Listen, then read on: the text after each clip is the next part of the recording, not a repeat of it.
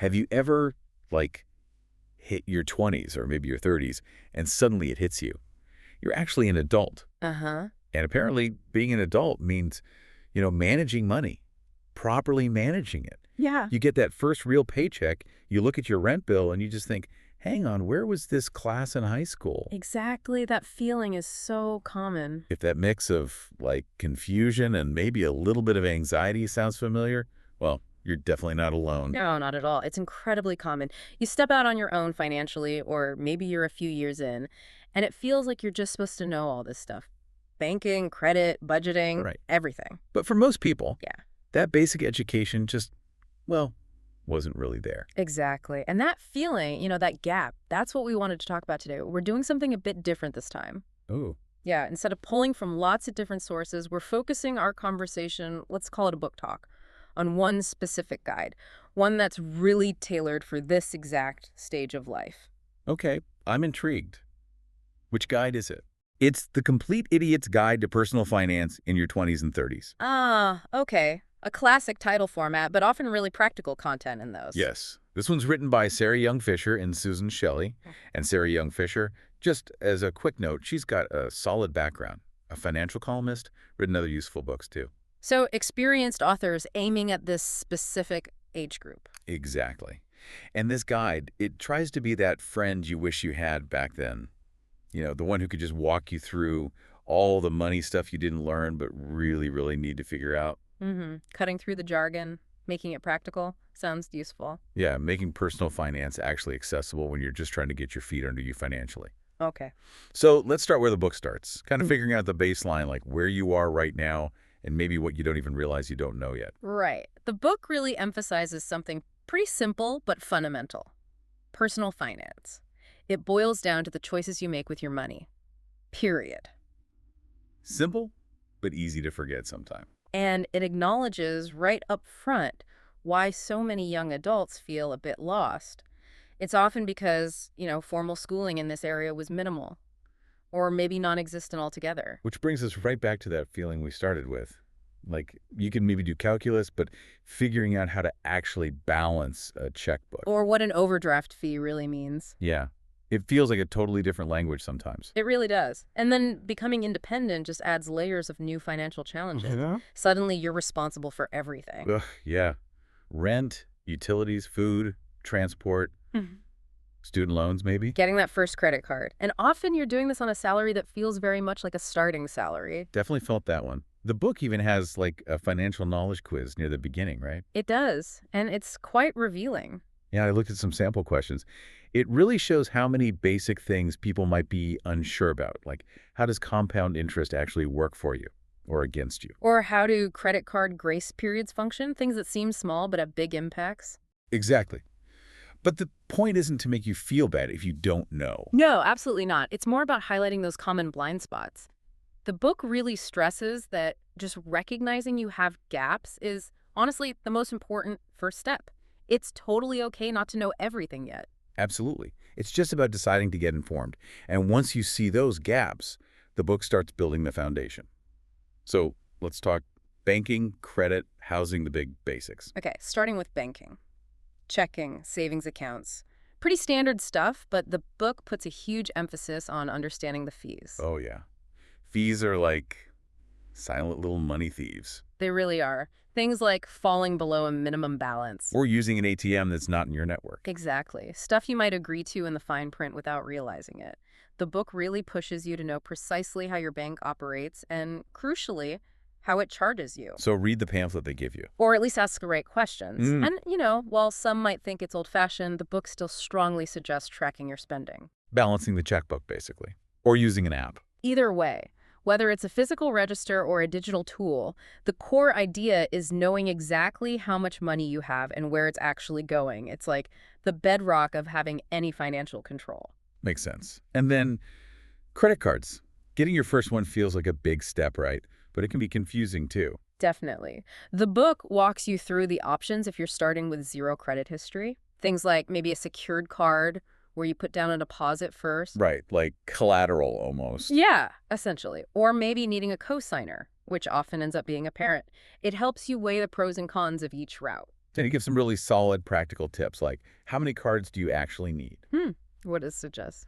Well, often, especially when you're just starting, maybe just one is enough. Mm, Enough to build credit without making things too complicated. that sounds sensible. Avoid getting overwhelmed. And it highlights this golden rule, absolutely critical rule, about when not to use a credit card. Okay, what's the rule? Don't use it for anything that will be long gone before the bill even arrives. Ah, yes, that's key. Because that's how you slide into the debt trap, right? Yeah. Using credit for, I don't know, dinner, out, movies, drinks. Things you consume immediately. Yeah. Then you're paying interest, possibly for months, on something you enjoyed weeks ago. The book really emphasizes that credit cards are a tool. Use them wisely.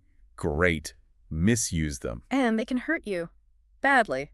It also touches on understanding things like annual fees and, super importantly, the interest rates, the APR. Right, the annual percentage rate. Yeah, explaining how a high APR can make even a small balance balloon if you don't pay it off really quickly. That interest compounding against you. It's brutal. It can be. Okay, so you've got your bank account sorted, maybe navigating that first credit card. Next up, a place to live. Housing. Usually the biggest chunk of your budget when you're starting out. For sure. And the book offers a lot of practical advice, mainly focused on renting, which is common in your 20s and 30s. How to find a place, for instance. It covers the usual ways: word of mouth, checking online listings, maybe using a real estate agent who handles rentals. But it really flags the importance of understanding the total upfront cost. It's not just the first month's rent. No, there's usually a security deposit. Maybe the last month's rent too, sometimes application fees. It can add up to a serious chunk of change before you even move in. You need to budget for that specifically. Good point. And it talks about roommates, doesn't it?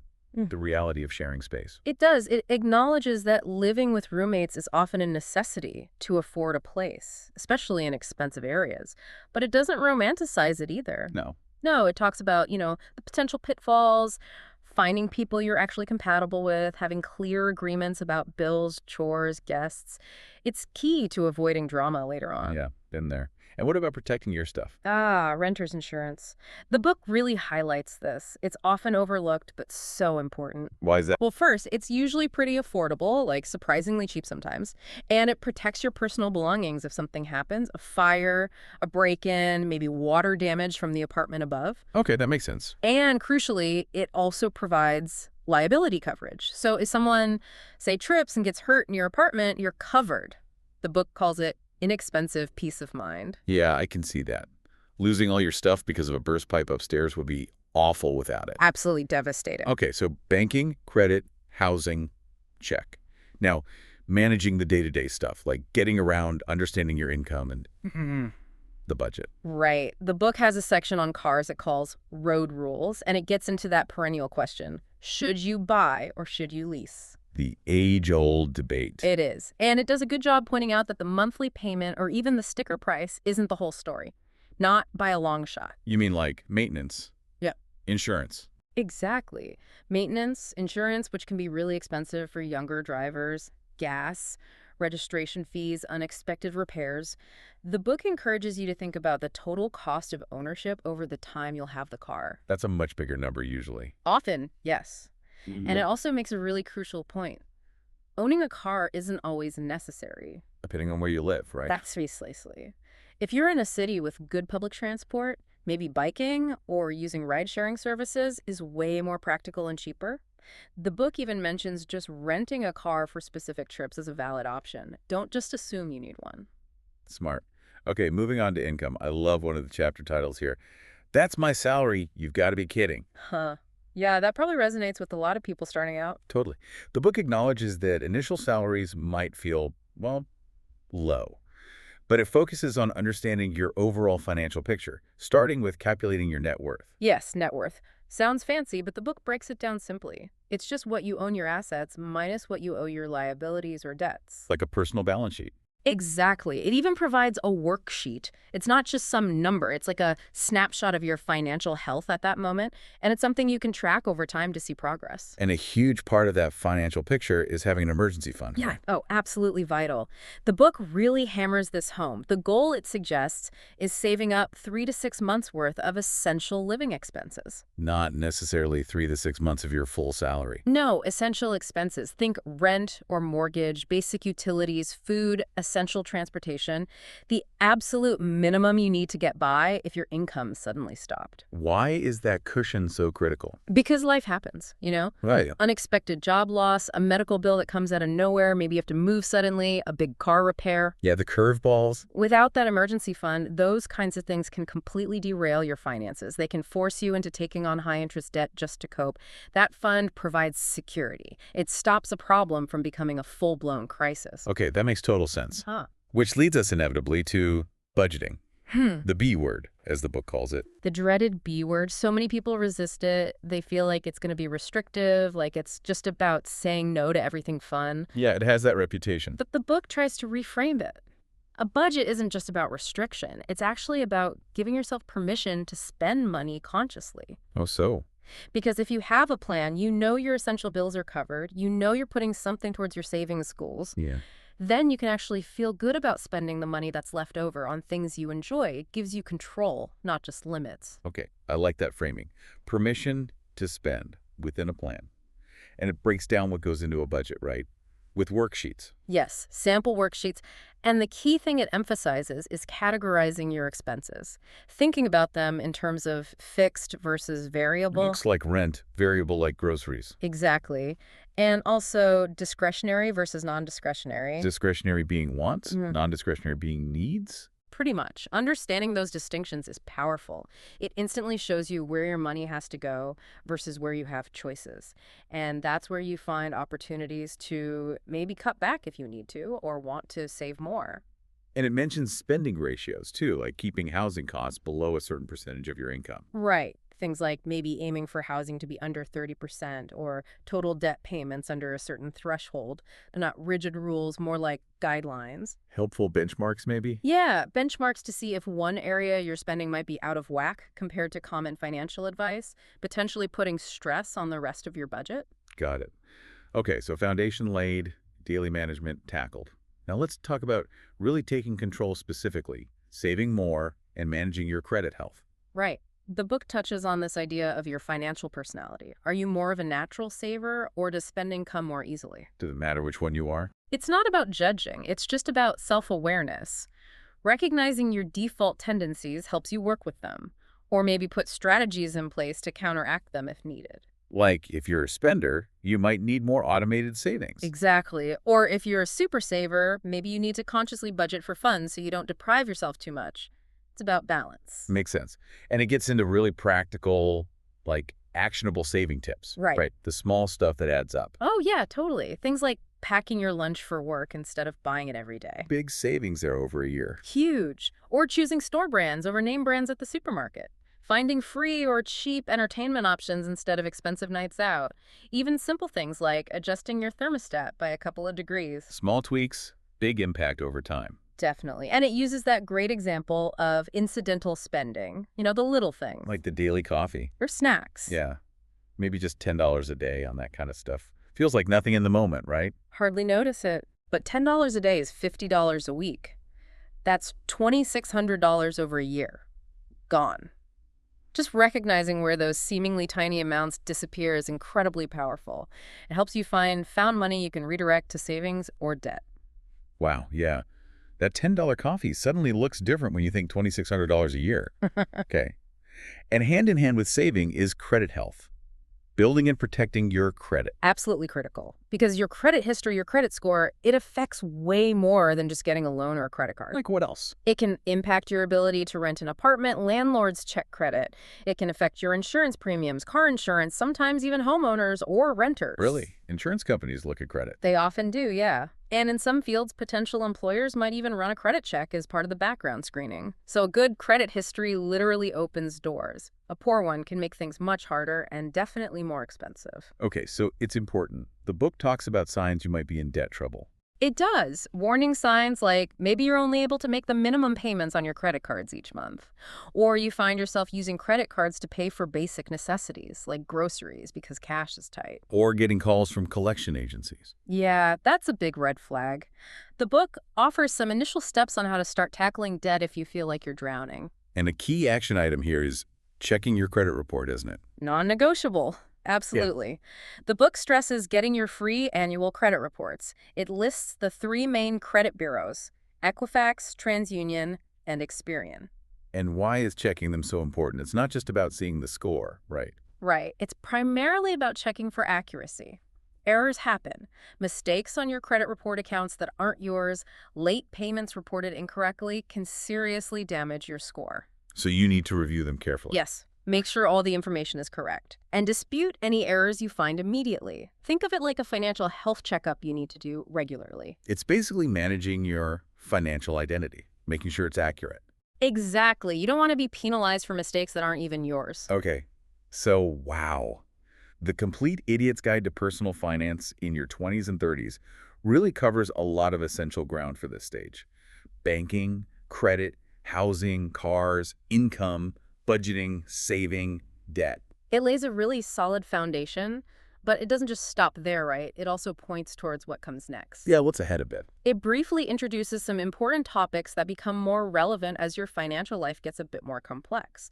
Things like understanding basic investment options going beyond just a simple savings account. Like what kind of options? Things like mutual funds, maybe certificates of deposit or CVs, and especially understanding retirement accounts like a 401k if your employer offers one. Getting started early with retirement savings is huge. Absolutely. Compounding works best over long periods. What else does it touch on? It mentions navigating taxes, maybe highlighting things like the student loan interest deduction, which is relevant for a lot of people in the 20s and 30s, Good one to know about. and understanding other types of insurance you might need as your life changes and responsibilities grow, maybe disability insurance or life insurance, especially if you have dependents. So it sets you up with the basics, but then points you towards the next level of financial planning. Exactly. These are framed more as, okay, once you've got the fundamentals nailed down, here are the next important areas to start learning about for longer-term security and reaching bigger goals. Wow, okay. We've definitely covered a lot in this book talk. Yeah. Focusing on personal finance for your 20s and 30s, using this guide as our map. Yeah, we really went from acknowledging that initial, uh-oh, what do I do Yeah, feeling and the knowledge gap. right, to building those core foundations. Yeah. Banking, credit, finding a place to live. Then managing the everyday stuff cars, understanding your income and net worth, and that crucial piece, budgeting. And finally, strategies for actively taking control, saving smarter, protecting your credit health, and even getting a glimpse of what's next. It really underscores the idea that taking deliberate steps now, even if they seem small, to understand and manage your money is just so vital for building a more secure financial future down the road. It can feel overwhelming at first, maybe, Yeah, but every little step forward really does count. absolutely. The most important thing, honestly, is just the start. Don't wait for the perfect time. Good advice. So, based on all this great stuff we pulled from the book, we really want to encourage you listening right now to maybe pick just one thing, one small, actionable step you can actually take this week. Yeah, maybe it's tracking your spending for just 3 days to see where that incidental money goes. Or maybe it's finally going to annualcreditreport.com and pulling your free credit reports. Or just spending 15 minutes sketching out a super simple budget worksheet. Doesn't have to be perfect. Just start somewhere. Right. Because any effort you make today really is like an investment in your future self. Well said. Which kind of leaves us with a final thought for you to mull over. If you knew your future financial self, maybe you in 10, 20 years was listening right now, Hmm. what's the one money habit they would truly, genuinely thank you for starting today? That's a powerful question to sit with. It is. We really hope you enjoyed this book talk. If you like these kinds of discussions, helping you get informed quickly and hopefully enjoyably. Then definitely subscribe to the channel. Yeah, subscribe for more talks and deep dives into useful topics.